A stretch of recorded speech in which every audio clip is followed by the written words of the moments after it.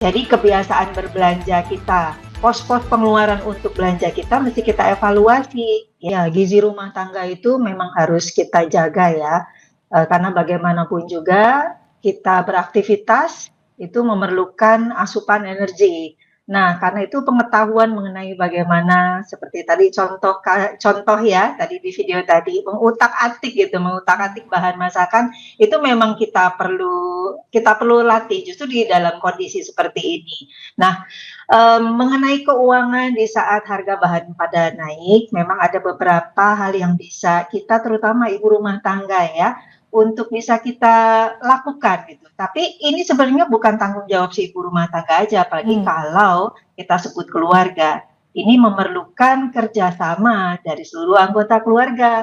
Kalau ibu rumah tangganya sudah hemat, sementara anaknya minta jajan, bapaknya jadi kurang disiplin, pengen jalan-jalan juga iya, ya. Akibatnya apa? Kemampuan rumah tangga untuk memenuhi gizi rumah tangga menjadi semakin tertekan. Nah, mmm, karena itu memang di sini pada saat harga naik yang diutamakan adalah agar pemasukan atau pendapatan dari keluarga itu mesti mhm, memang difokuskan gitu untuk mencukupi kebutuhan keluarga terlebih dahulu. mmm, Sehingga yang namanya jajan mmm, ya, jajan itu bukan termasuk kebutuhan pokok gitu dalam keluarga. Jajan ini bukan yang harus mahal, tapi kadang jajan kecil-kecil itu bisa bikin dompet kita terkuras juga mmm, ya kalau kita lakukan setiap hari. Kadang saya lihat keluarga itu sehari 2 3 kali bisa jajan. mmm, Jajannya sih nggak banyak ya, 1.000 2.000 gitu ya.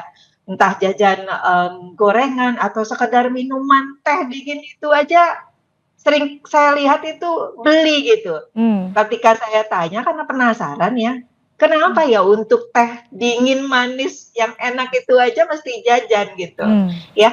Ternyata lebih ke arah, apa ya, lebih ke arah hiburannya mmm, dibandingkan bahwa kita memang menginginkan minuman atau makanan jajanan itu, ya. mmm, Nah,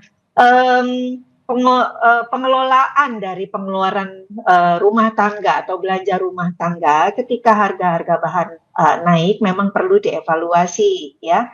Jadi kebiasaan berbelanja kita, pos-pos pengeluaran untuk belanja kita mesti kita evaluasi ya. mmm, Jadi oke, kalau memang kondisi, mmm, sangat memerlukan agar kita mengurangi suatu, pos pengeluaran, bahkan sampai meniadakan satu pos pembelanjaan, maka itu memang perlu dilakukan. Tapi kita juga perlu lihat apakah semua pos pembelanjaan kita itu perlu ditiadakan, yang mana tidak mungkin, tapi mungkin bisa dikurangi. Jadi kalau ada yang bisa dihilangkan atau di-stop, itu kita stop, kalau tidak bisa itu kita kurangi. Contoh, jajan itu tadi, itu kan bisa mmm, di-stop ya, iya, jajan.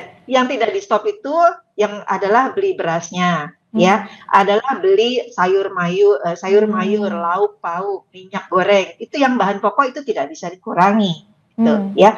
Jadi kalau bisa di-stop, di-stop, kalau tidak bisa di-stop berarti kita bisa kurangi saja. mmm, Kalau tidak, selain di-stop atau dikurangi, maka yang ketiga pendekatannya buat ibu rumah tangga adalah kita mengganti barangnya gitu ya. Contoh oke, tadi tidak semua barang itu naik, cabai turun, ada sayur mayur yang harganya tetap dan harganya ada yang mmm. turun. Jadi yang mahal jangan dibeli, kita ganti dengan sayur mayur atau lauk pauk yang harganya masih bisa terjangkau oleh kita.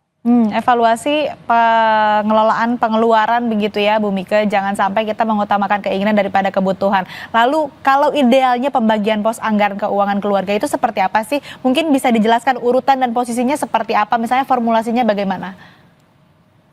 Nah, ini bagus banget nih bicara mengenai anggaran. Mmm, Ini ibu rumah tangga seringkali lupa ya, karena mmm, saking banyaknya pengeluaran, saking banyaknya kegiatan, sehingga lupa mengevaluasi, melakukan apa ya, pemeriksaan lah satu-satu, membuat catatan. Ya, karena kalau kita membuat catatan mengenai kita ini pemasukan berapa, terus mau kita belanjakan buat apa saja, kita tuh jadi nggak sembarangan dengan uang kita. Udah uang kita tinggal segitu-gitunya ya, mmm, berapapun sebenarnya kalau kita punya pemasukan, ketika kita tidak punya anggaran, maka itu bisa habis dengan sangat cepat. Kalau misalnya ini Mbak Asri kasih saya uang 10 juta, saya bisa ngabisin dalam waktu 1 jam. Karena apa? Karena yang namanya ngabisin uang itu gampang banget ya. Sementara kalau kita cari uang itu kan susah, makanya kalau kita mau belanja, itu kita mesti punya rencana. Rencana itu bisa rencana 1 bulan dengan pos-pos pengeluaran yang prioritas. Begitu banyak pengeluaran, maka memang harus kita atur sedemikian rupa. Hmm. Prioritas pertama tentu harus kita letakkan pada tabungan dan investasi. Sebagaimanapun atau seberapa sulitnya pun kondisi ekonomi kita, maka kita tetap harus punya yang namanya tabungan. Tabungan ini kalau kita terjadi emergency, maka kita bisa mengambil dari tabungan kita. Makanya kita coba usahakan 10% dari penghasilan kita masukkan ke dalam tabungan. Tujuannya tadi untuk emergency. Kalau ada punya tujuan keuangan lain seperti mempersiapkan dana pendidikan anak atau mempersiapkan pensiun, maka tabungannya tadi itu bisa ditingkatkan menjadi jumlahnya 20-30%, ya. Tetapi bagaimana kalau nggak bisa? Nggak bisa 10-30%. Dengan dana yang ada, Anda misalnya bisa nabung 20.000 ya, seminggu sekali, atau 30.000, atau bahkan 10.000 ya, setiap hari. Itu boleh Anda lakukan. Yang penting kita terbiasa menabung dan memiliki dana cadangan atau dana darurat. Pos yang kedua, ini yang saya perhatikan tiap rumah tangga Indonesia ada, yaitu cicilan utangnya dia. Ya. Nah, cicilan utang ini kalau kita tidak bayar kan kita bisa kena penalti, malah berbahaya gitu buat keuangan memberatkan kita. ke depannya.